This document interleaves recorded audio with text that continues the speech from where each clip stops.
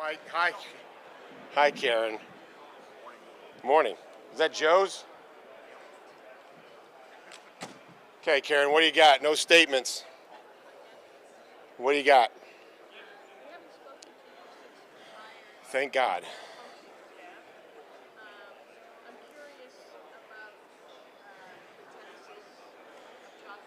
Uh-huh.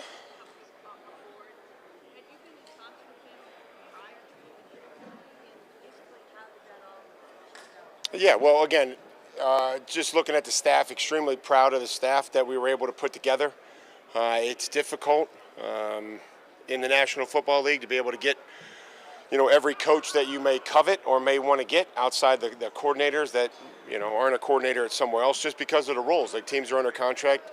Some teams want to keep the coaches that they have. They feel like they're good coaches. But we were able to put together a great staff, one that we're really proud of. And you asked about Josh, and I would say that, having had communications with Josh in my role in Cleveland, he wasn't under contract with the team, so we had numerous conversations, interviewed a handful of great candidates, and in the end felt like Josh was the best fit to lead our offense, just like Terrell was the best fit to lead our defense, and Jeremy and Tom returning to lead the special teams unit. Yeah, that's the plan. Like he's going to be the defensive coordinator. He's going to call defenses, and he's an aggressive-minded coach that's coached really aggressive defensive linemen.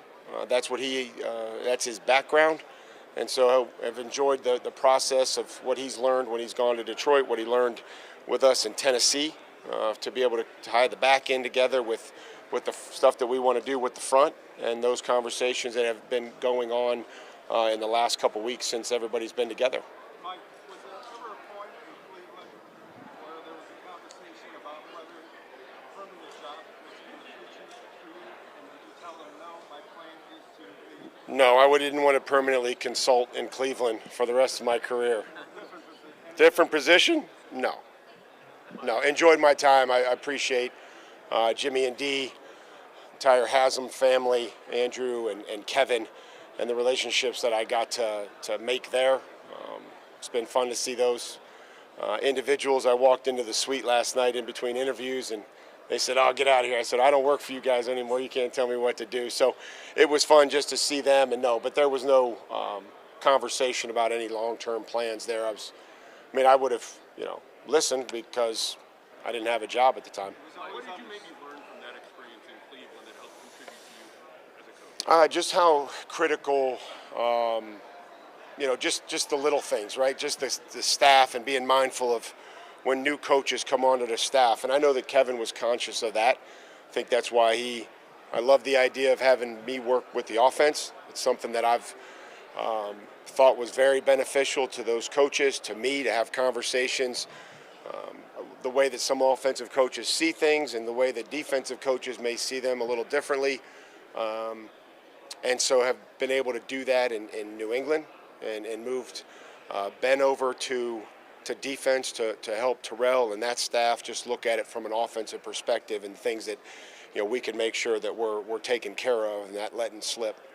Mike, how would you describe how the team will approach free agency? Hopefully aggressive. We want to be aggressive. We want to target players that we feel like are going to help us. They're going to be outstanding players. They're going to be outstanding additions to the locker room and the community. And if that all fits and the compensation fits, but I'm confident that we'll be aggressive. We've started some of those discussions internally.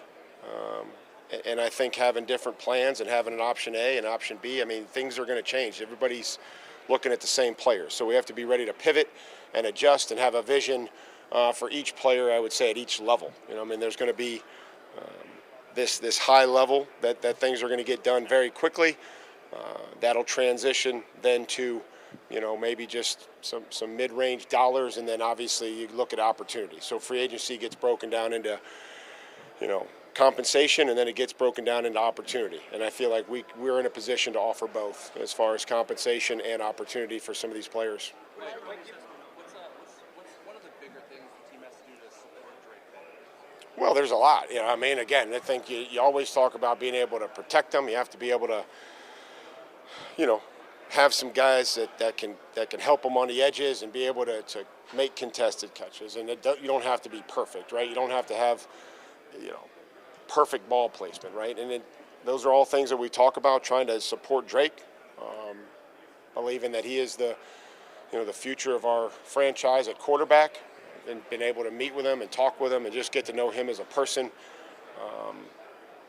But you have to look at the lines of scrimmage, and you look no further than the Super Bowl game where that game was clearly won at the line of scrimmage. I think it's a good draft. I mean, I think there's a lot of names, there's a lot of personalities. Some guys we met last night that were serious. Some guys had a different personality, was maybe a little bit more, engaging, and I think that's fun. I think all we're trying to do through this process is get the players to be as authentic as possible, to figure out where the fit is, and how they can add to our roster and our team and the vision that we have for them. And I would say that last night was a great start, going through that process with the players that came in there, and it just happened to be the D-line and a lot of the edge players and the inside linebackers.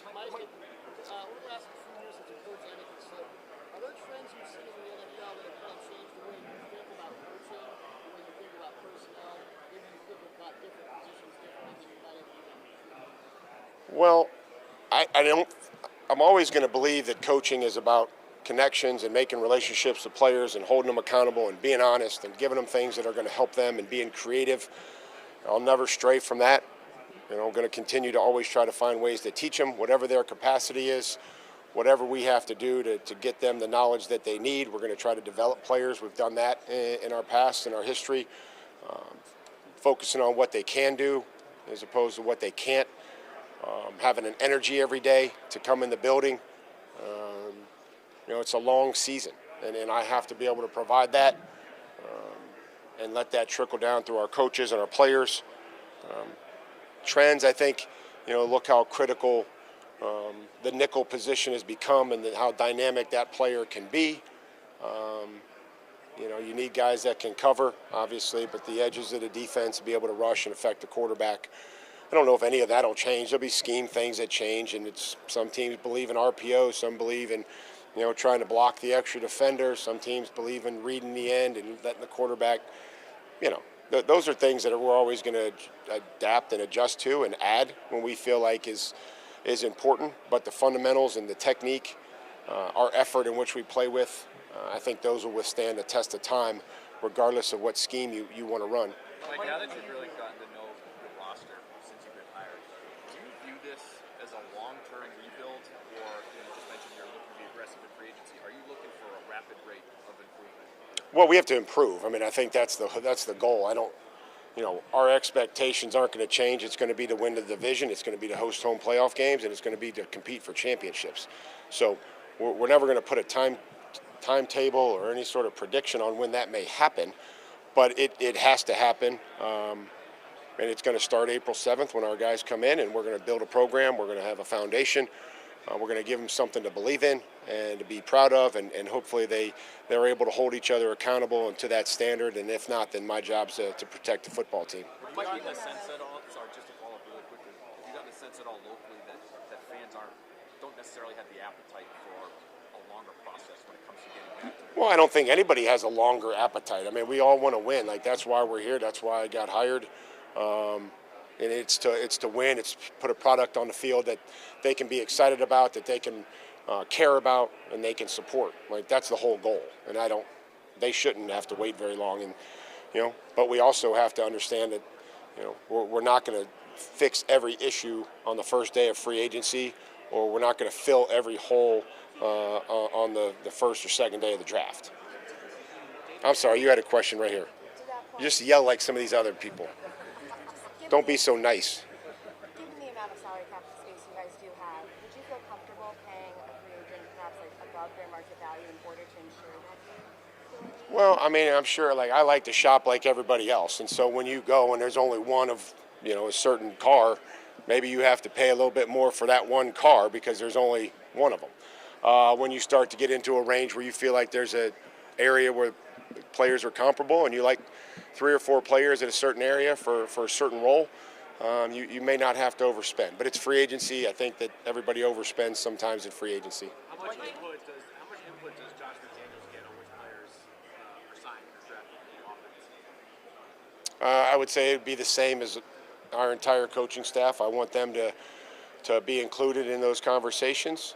The one thing I've learned as a head coach is that there's always going to be players that coaches are going to covet, and there's going to be players that scouts are going to covet for certain reasons, and they call them traits and all this other stuff, and coaches want players that they can trust. And when we come across those players, I always chuckle because as being a position coach, I'm like, oh yeah, this guy's going to love this guy, and then the scouts are going to love this guy, and then they're going to sit there and argue. So I see that come up, and I can appreciate that. But our coaches are going to have input. They're going to evaluate them. They've evaluated the free agents. They've turned the reports in for us to look at and review, and then we'll give them a draft list, and then they'll provide information on those players as well.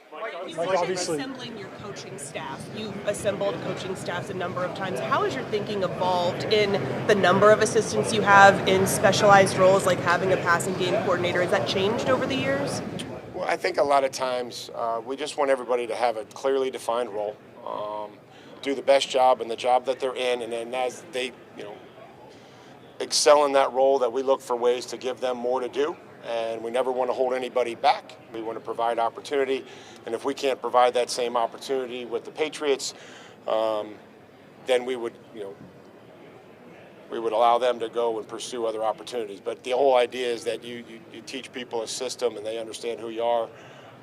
You have a loyalty and a trust to it, and that you're able to promote from within. So I think that there's been some specialized things. I also think that those are ways to reward individuals, and maybe just to provide another title.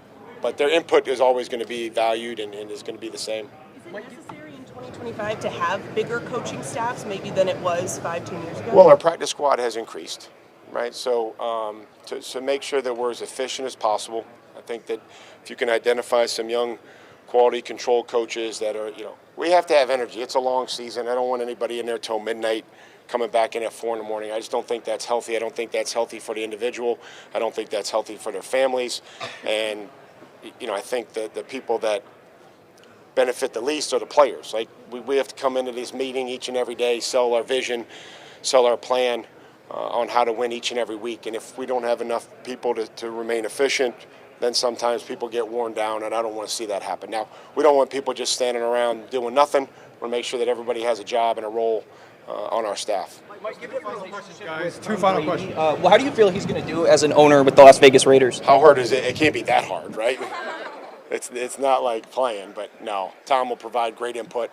It's important that he's involved in our league, and I think that that's a great thing for the National Football League. Like you mentioned, winning the division being the first goal, the Bills have really had a chokehold on it the past few years. I know you know Sean. What do you have to do to get over the hump that is, what they've built there in Buffalo? Yeah, I think you have to continue to win your home football games. You have to make, playing at Gillette a tough place to play, and then you have to go on the road and be able to win games in the fourth quarter when you go on the road, whether that's in the heat in Miami or, cold, wind, rain, whatever it may be in Buffalo. So, and obviously the history and the tradition with the Jets and that rivalry. So, it's exciting. But it also isn't just about the Buffalo Bills. I mean, there's a lot of other elements to it. They've been extremely successful, how talented, and I've always appreciated Sean's teams, the way they play with the effort, the toughness, the fundamentals, and then obviously what Josh has given them, from a quarterback standpoint. Difference in mood between an organization that has a quarterback and one that needs one?